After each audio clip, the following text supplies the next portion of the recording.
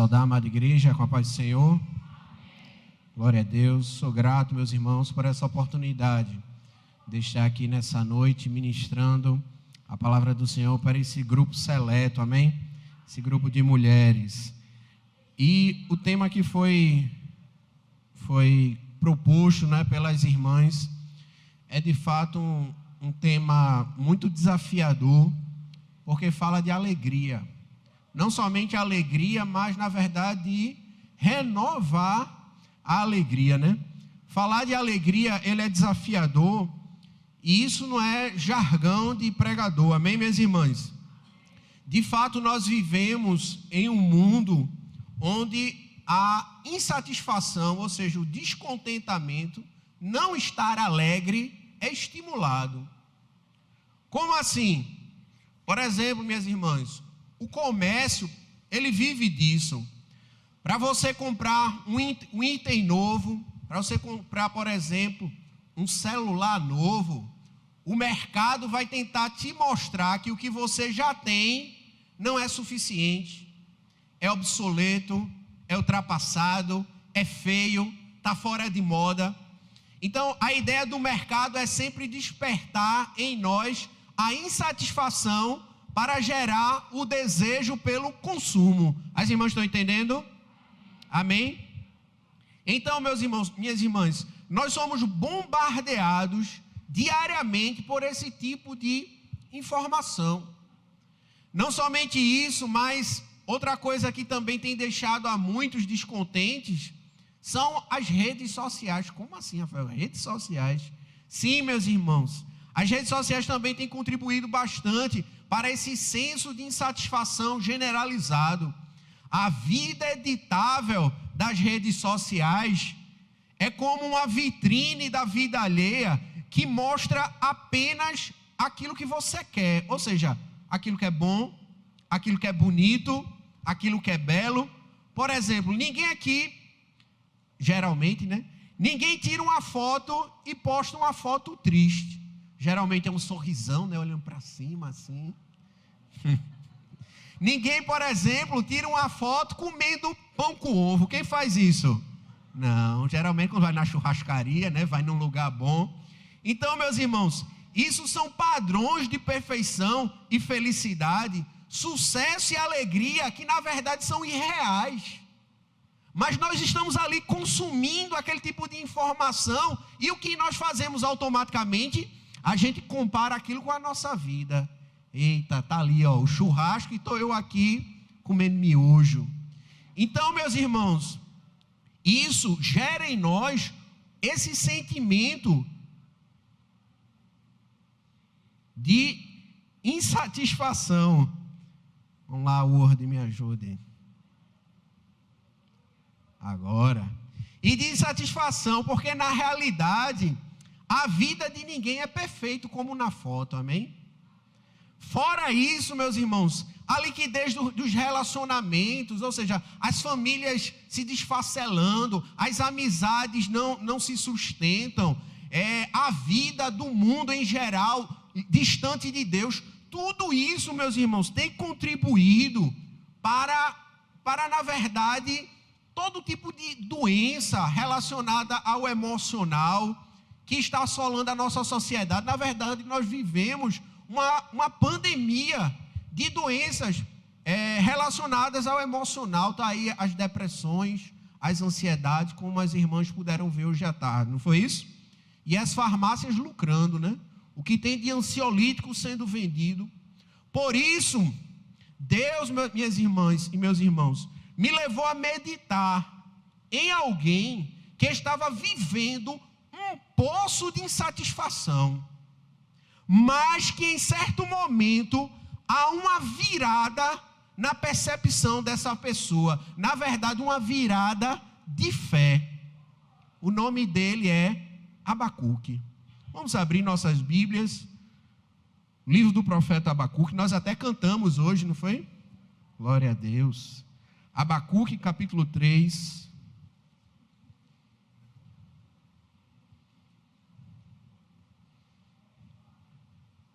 E como nós veremos, de fato, esse é um louvor. Abacuque, capítulo 3, verso 17 em diante.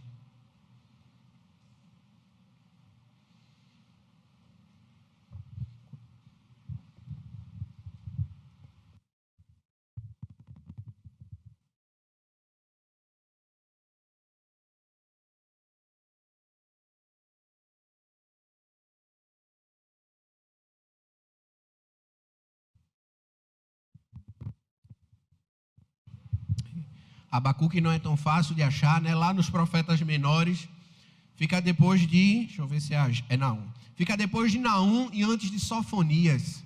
Ajudou bastante, não foi? Abacuque, capítulo 3, verso 17, vai nos dizer assim. Ainda tem folhas sendo passadas. Chegou, não foi? Então vou começar. Abacuque 3,17 diz assim: ainda que a figueira não floresça, nem haja fruto na vide, o produto da oliveira minta, e os campos não produzam mantimento, as ovelhas sejam arrebatadas do aprisco, e nos currais não haja gado. Todavia, eu me alegro no Senhor, exulto no Deus da minha salvação. O Senhor Deus é a minha fortaleza, e faz os meus pés como os da corça, e me faz andar altaneiramente, ao mestre de canto, para instrumentos de 10 cordas. Louvado seja o nome do Senhor. Esse texto, meus irmãos, ele é bastante conhecido da palavra de Deus, como ele também é bastante citado, porém ele é pouco compreendido à luz do seu contexto, ou seja, à luz daquilo que Abacuque estava vivendo. Abacuque é um profeta que viveu no período antes do exílio. Os irmãos sabem, né, da história que o povo de Israel foi levado ao cativeiro babilônico. E Abacuque, ele viveu justamente no período antes do exílio. Na verdade, o período que precede. Abacuque, ele estava verdadeiramente às portas do exílio, juntamente com o profeta Jeremias. Entenda uma coisa, quando o rei Ezequias, um rei justo, temente a Deus, ele fica curado, os irmãos lembram, né? Tem toda aquela questão, prepara a tua casa, põe em ordem que tu vais morrer. E aí quando ele fica curado, ele recebe uma comitiva da Babilônia, e ele começa a se gloriar dos seus tesouros diante daqueles babilônicos. E diante desse orgulho do rei Ezequias, o profeta Isaías adverte que aquele mesmo povo, aquela mesma comitiva que ele estava se orgulhando, aquele mesmo povo um dia ia tomar tudo aquilo dele. Eu peço que você preste bastante atenção neste momento, não é em vão, amém? Então fica aí atento no que nós vamos estar falando neste momento. Então quando Ezequias se vangloria, Deus dá essa sentença de que tudo aquilo seria levado justamente pelos babilônicos. Depois de Ezequias, o reino do sul entra numa degradação moral e religiosa com a subida do seu filho chamado Manassés. Manassés é considerado, meus irmãos, o pior rei que Judá já teve no sentido moral. É por causa dos pecados de Manassés que Deus afirma que não tinha mais volta. De fato, o povo seria levado para o cativeiro babilônico. Depois de Manassés veio o seu filho Amon. Apesar, meus irmãos, do arrependimento de Manassés nos seus últimos momentos de vida, no finzinho de sua vida, Amon, seu filho, dá continuidade aos pecados outrora cometidos. Diante desse quadro, meus irmãos, surge um lapso de esperança com a morte de Amon, após apenas 2 anos de reinado, e o seu filho Josias chega ao trono. Por que é um lapso de esperança? Porque Josias, ele é um rei justo, ele é um rei bom. Na verdade, ele é mais do que um rei justo, ele é um reformador. Quando Josias, ainda novo, ele assume o reinado de Judá, a palavra do Senhor diz que o livro da lei é achado perdido no templo. E quando Josias toma conhecimento daquele livro, e ele lê o livro da lei, Josias leva toda a nação a se voltar ao Senhor, a buscar ao Senhor. E essa reforma é tão marcante, que não somente o reino do sul, Judá, é impactado, mas também o reino do norte, que já havia sido levado cativo pelos assírios. Os remanescentes, eles também são alcançados, porque Josias ele faz uma Páscoa, que há muito tempo não era comemorada, e ele comemora com Judá, e com todos aqueles que estão no norte, que sobreviveram ao exílio assírio. Até aí, ok, meus irmãos? Então, meus irmãos, Josias ele celebra esta Páscoa, e é provavelmente durante o reinado desse rei piedoso, que Abacuque ele vive na sua juventude. Então perceba, Abacuque ele experimenta um momento de avivamento espiritual com o seu povo. O seu povo que estava vivendo um momento de perversão, de declínio. Quando Josias chega, Abacuque, com todo Judá, experimenta aquele momento, aqueles dias áureos, aqueles dias de ouro do reinado de Josias, no que se refere à espiritualidade, o culto ao Senhor. Porém, com a morte de Josias, tudo desanda novamente. Com o fim do reinado de Josias, os seus filhos e o seu neto que se seguem, Joacás, Joaquim, Zedequias e por fim Joaquim, eles são os últimos reis de Israel. Apesar de eu ter falado 4, né, isso acontece num espaço de tempo muito curto. E é provavelmente nesse período, meus irmãos, o período de Joaquim, que Abacuque ele vai justamente gritar, Abacuque capítulo 1, verso 2. E aqui, meus irmãos, olhem para cá. Aqui começa a insatisfação do profeta. Lembre-se que eu disse no começo, o profeta ele está mergulhado num poço de insatisfação. E começa aqui, acompanhe comigo, Abacuque capítulo 1, o verso 2. Mantenha a sua Bíblia aberta.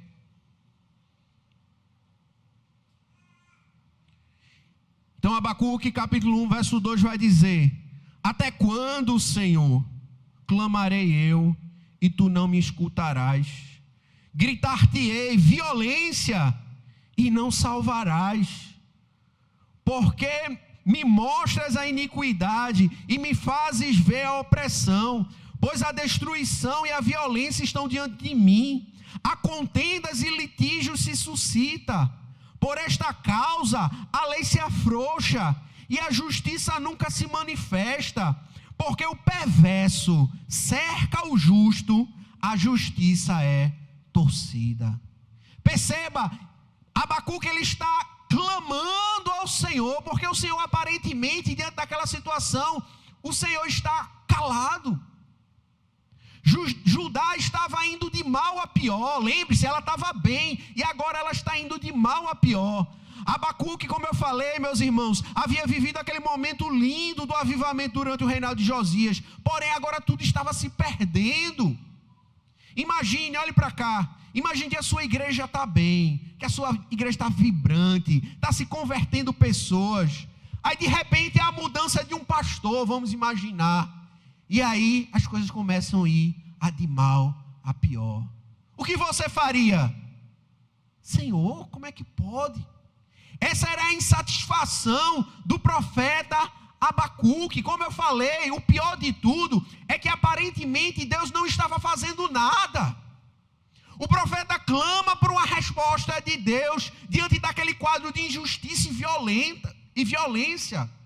Porém, o que Abacuque não esperava era a resposta de Deus, que a resposta de Deus traria ainda mais confusão e insatisfação. Como assim? Abacuque reclama: Senhor, violência. Aí Deus deixa eu lhe dar a resposta. Quando Abacuque ouve a resposta de Deus, Abacuque, não é possível, era melhor ter ficado calado, porque a resposta de Deus traz ainda mais insatisfação ao coração. Deus afirma, meus irmãos, ao profeta que ele traria a Babilônia para, através dela, castigar o povo de Judá. Deus apresenta uma nação ímpia e opressora como sendo o instrumento de seu juízo para o seu povo. Só que aí, meus irmãos, surge uma confusão teológica na cabeça do profeta. Se ele estava clamando por justiça, como Deus permitiria que uma nação ainda mais ímpia prevalecesse contra Judá? Senhor, nos ajuda. Aí Deus manda um povo ímpio. Isso, meus irmãos, por um judeu era algo impensável. Um ímpio invadir Jerusalém, o povo da aliança ser derrotado em guerra e ser o templo destruído. Era isso que Deus estava dizendo a Abacuque: eu vou fazer isso através desta nação. Essa, meus irmãos, era a mesma questão do salmista Asaf no Salmo 73. Por que os ímpios prosperam? Senhor, por que a Babilônia prosperará sobre o teu povo? Essa era a questão, meus irmãos, também de Jó, só que colocada de outra perspectiva. Por que o justo sofre? Por que o ímpio prevalece? Senhor, por que tu irias permitir uma coisa dessa? Perceba que Abacuque, ele não perde a perspectiva de quem Deus é. Acompanhe comigo o verso 12 ao 14 do capítulo 1 de Abacuque.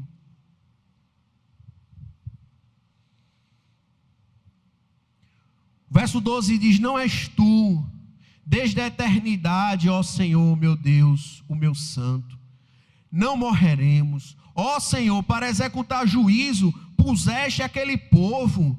Tu, ó rocha, o fundaste para servir de disciplina.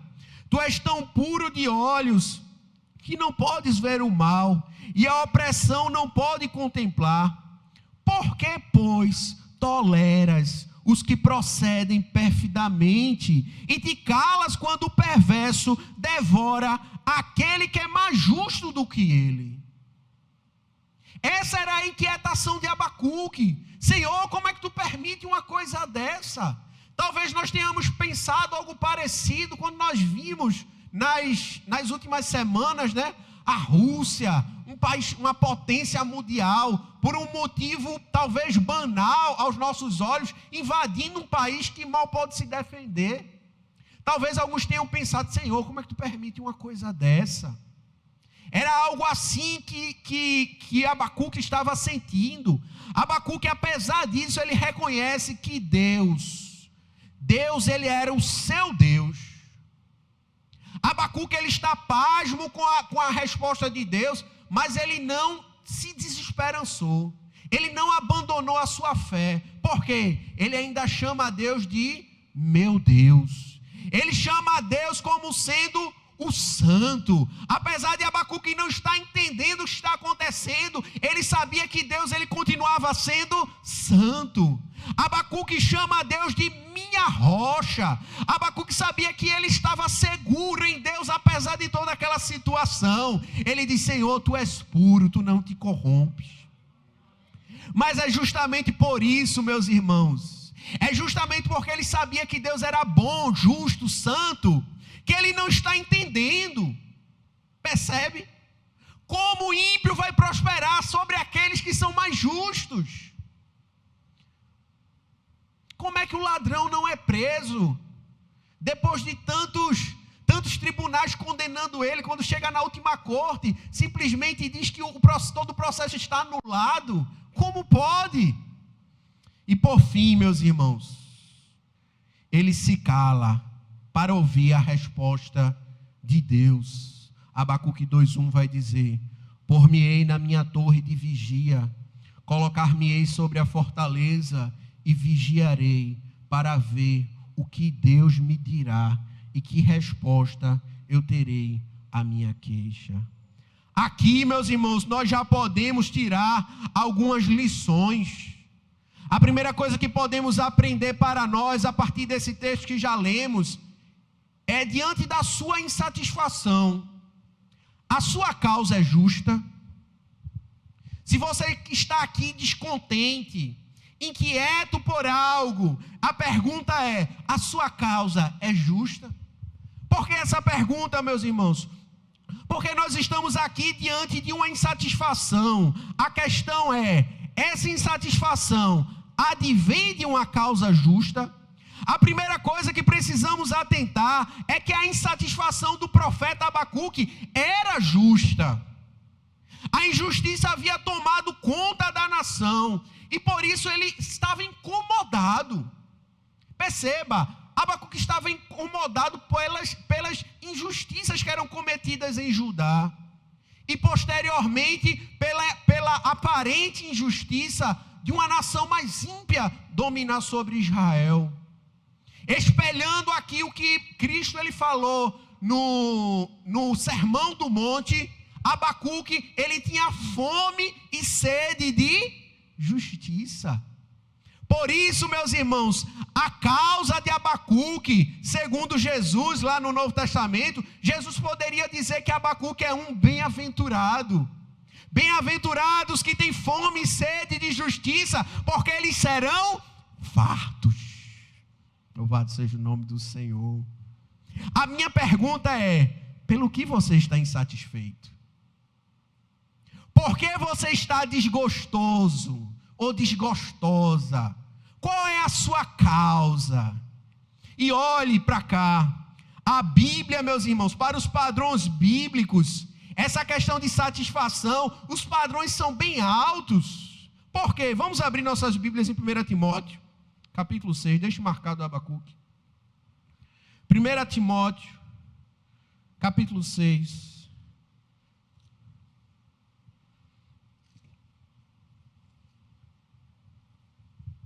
Timóteo 6, versos 7 ao 9.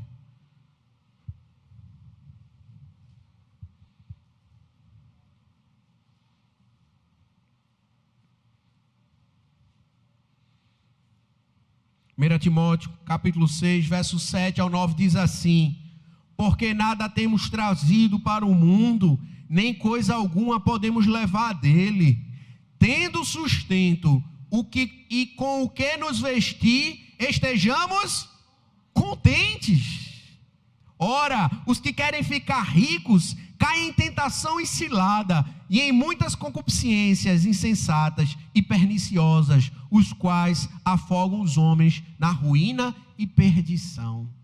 Veja só, meus irmãos, o padrão bíblico: se você tiver o que comer, ou seja, o sustento, se você tiver o que comer, e se você tiver o que vestir, a Bíblia está dizendo para você: esteja sorrindo. Então, a pergunta, meus irmãos, ela tem que ser entendida. Qual é a sua insatisfação? Será que o que você está insatisfeito, será que não é uma bobagem? A causa do profeta era justa. Havia injustiça, ele estava clamando por isso. Por que muitas vezes nós ficamos insatisfeitos, meus irmãos? A verdade é que a maior parte das nossas insatisfações, me permita, são coisas bobas. São besteiras. Nós muitas das vezes, meus irmãos, estamos como crianças insatisfeitas, descontentes pelo doce que não ganhou. Às vezes eu fico agoniado de levar Davi para o Bom Preço, porque tem aquela maquininha, né, com os brinquedos. Aí você já imagina, né? Eu pagando a feira e o que é que ele está olhando? A maquininha do brinquedo. Papai, eu estou vendo. Papai. E quando eu não dou atenção, o que é que ele faz? Ele chora. Muitas vezes, meus irmãos, estamos dessa forma, descontentes, fazendo beicinho para Deus.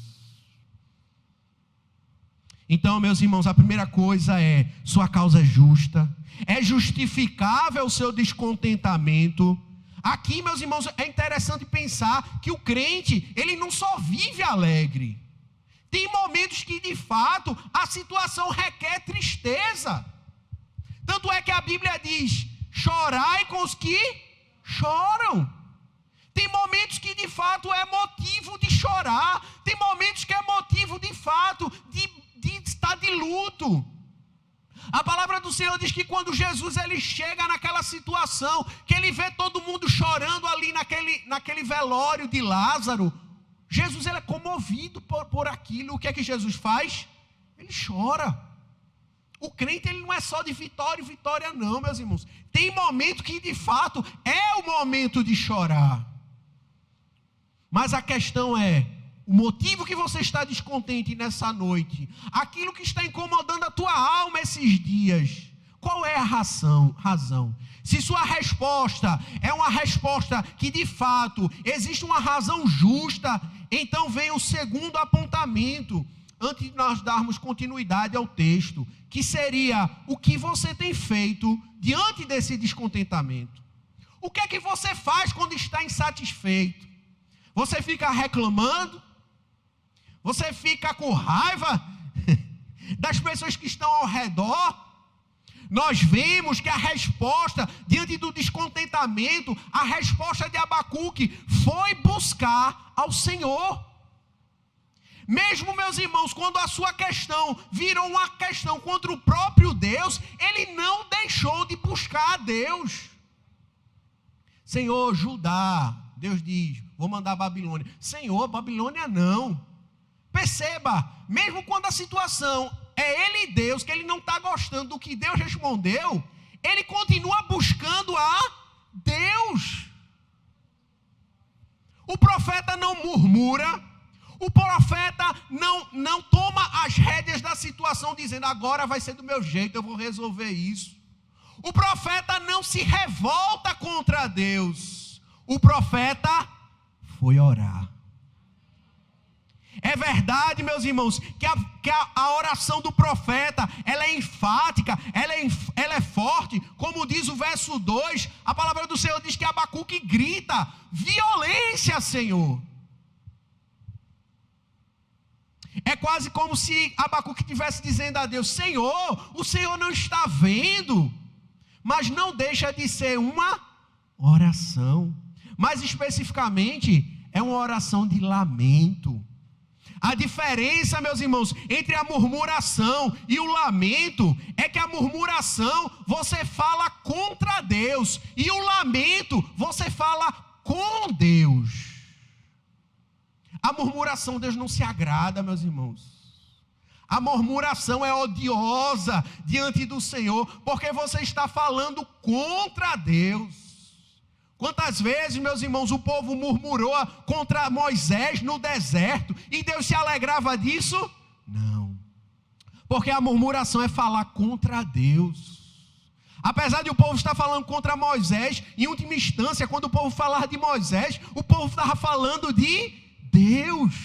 Moisés nos trouxesse aqui para a gente morrer, seria melhor ter morrido no Egito. Moisés diz, olha, vocês não estão reclamando contra mim não.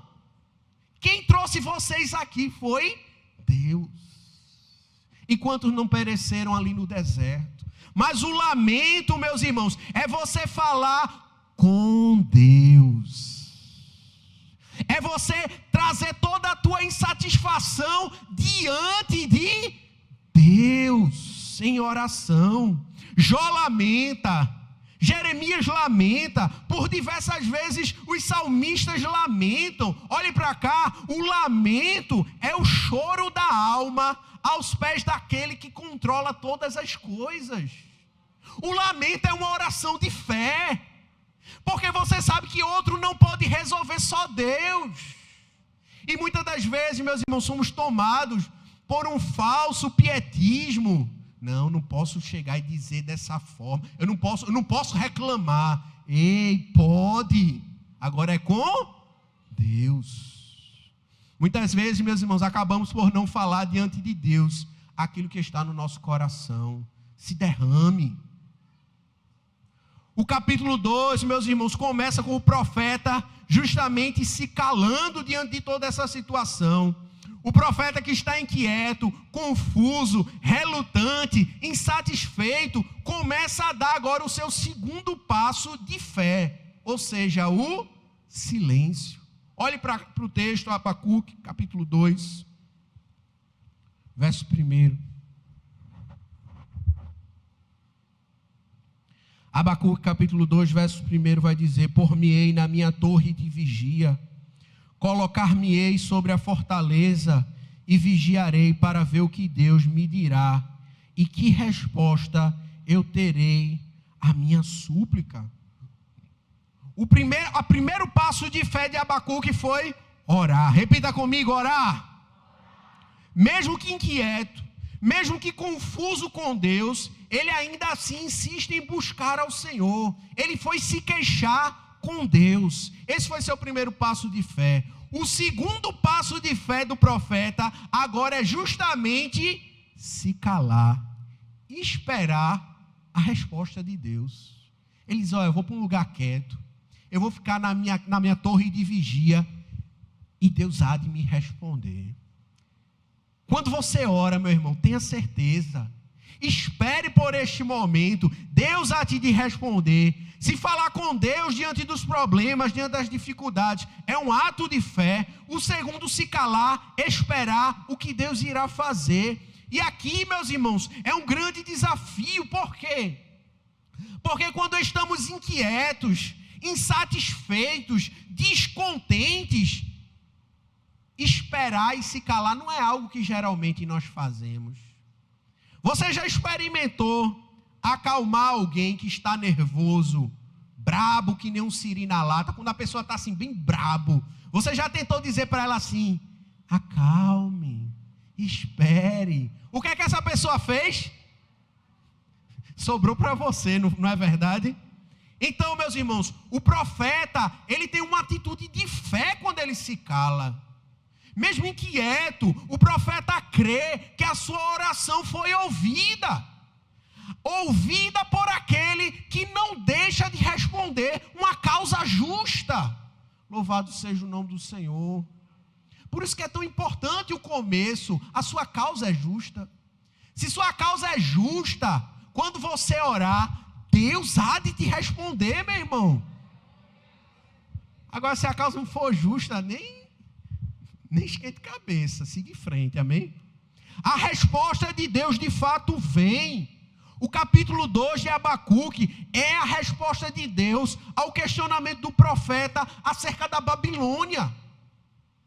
A questão do profeta era essa: será que o santo Deus permitirá que o ímpio prospere de forma definitiva sobre o justo?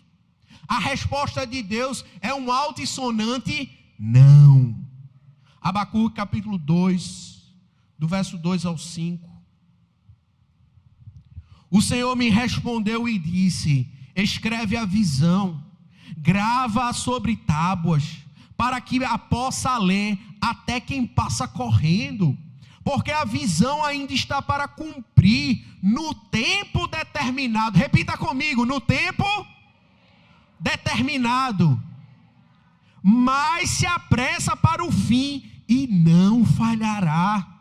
Se tardar, espera-o, porque certamente virá e não tardará.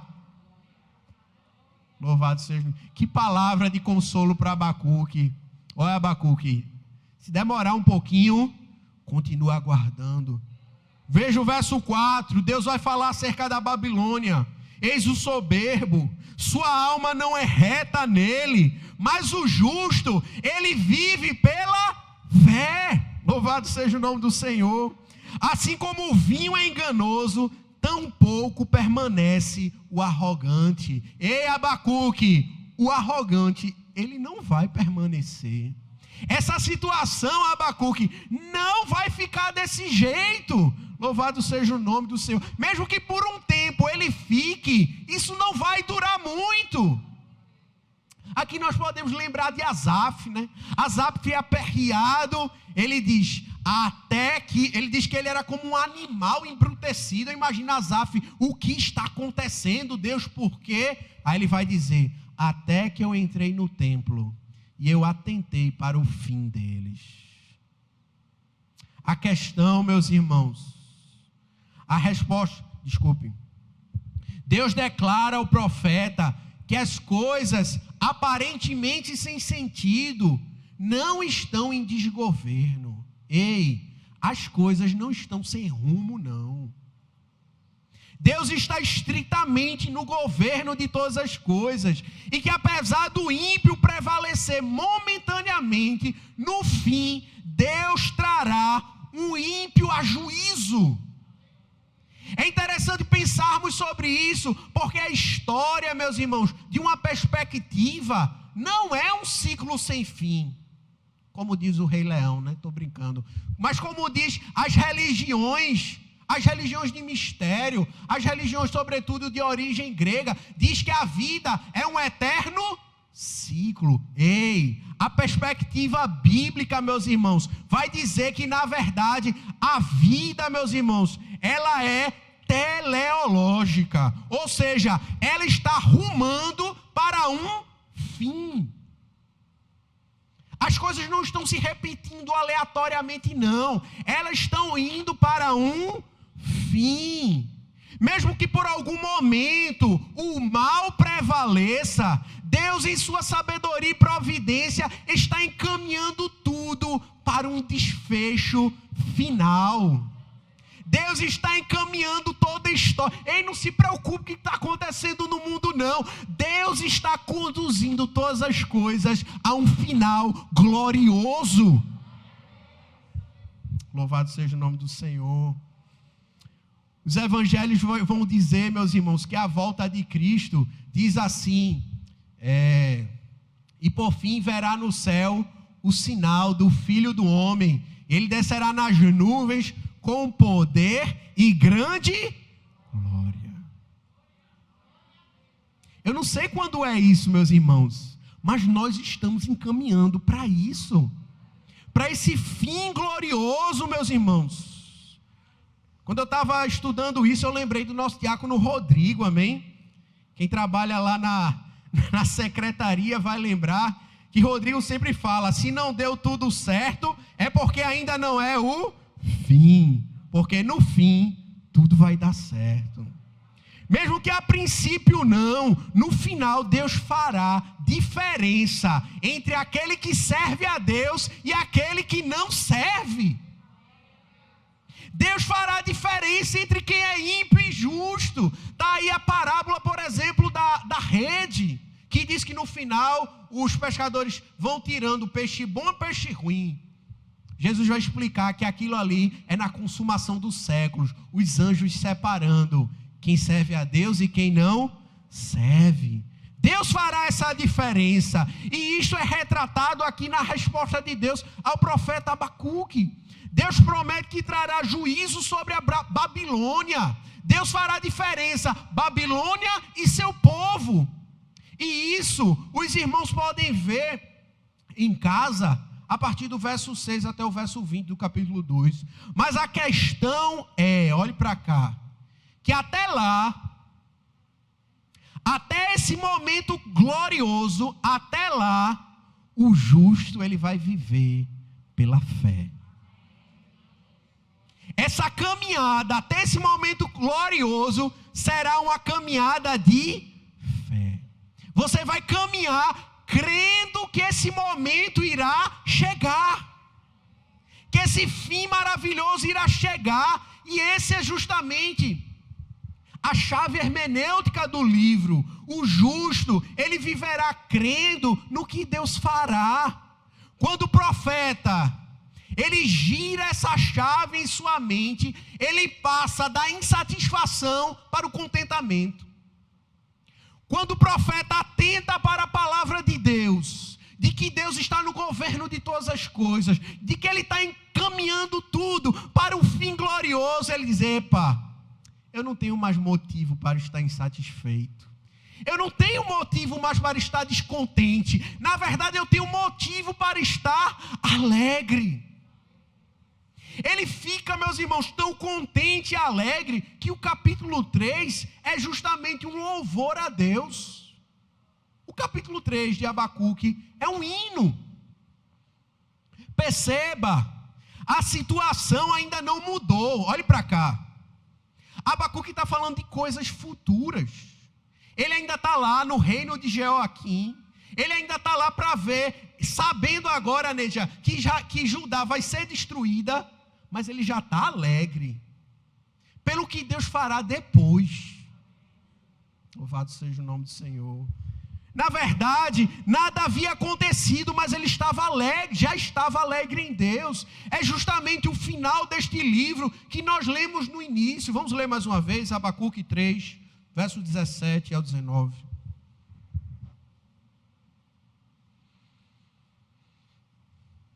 Abacuque 3, 17 ao 19. Diz assim: ainda que a figueira não floresça, nem haja fruto na vide, o produto da oliveira minta, e os campos não produzam mantimento, as ovelhas sejam arrebatadas do aprisco, e nos currais não haja gado, todavia eu me alegro no Senhor, exulto no Deus da minha salvação. O Senhor Deus é a minha fortaleza, e faz os meus pés como da coça, e me faz andar altaneiramente, ou seja, em segurança. Louvado seja o nome do Senhor. Em outras palavras, ainda que todas essas coisas, todas essas maldições que estavam escritas no livro da lei, o livro da lei dizia que se Israel pecasse, todas essas maldições sobreviriam sobre Israel. Então, meus irmãos, ainda que todas essas coisas sobreviessem sobre ele, o campo fosse, a colheita minguasse, ou seja, a seca, o gado fosse arrebatado, ou seja, o inimigo levasse tudo fora, Abacuque, ele estaria alegre no Senhor. A sua confiança está posta no Senhor, crendo que apesar de tudo aquilo, Deus está no controle da história, crendo que tudo vai acabar bem. Olhe para a pessoa que está do seu lado e diga: ei, tudo vai acabar bem. Louvado seja o nome do Senhor. Tudo vai acabar bem, que as coisas não estão em descontrole, que mesmo que ele passe pela adversidade, no fim, olhe para cá, tudo vai dar certo. Louvado seja o nome do Senhor. É nisso que Abacuque está alegre. Veja, ele não está alegre porque Judá vai sofrer. Ele não está alegre porque tudo aquilo, não. Ele está alegre porque ele sabe em quem ele tem crido. Como disse Jó, percebamos o quanto a fé e a alegria estão interligadas. A alegria do crente, meus irmãos, ela não é circunstancial. A alegria, ela provém justamente da fé em Deus. É esse sentimento de esperança, de bom ânimo, de que as coisas vão dar certo no final, que passou a governar a vida do profeta e que precisa governar as nossas vidas.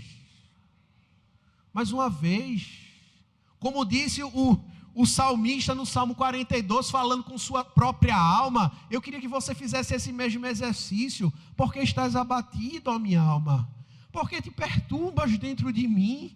Espera em Deus, pois ainda o louvarei, a Ele o meu auxílio e Deus meu. Por que estamos descontentes, meus irmãos? É isso que nos capacita a sairmos da insatisfação, da desesperança. É crer que Deus está no controle de todas as coisas. As rédeas do universo estão nas mãos de Deus.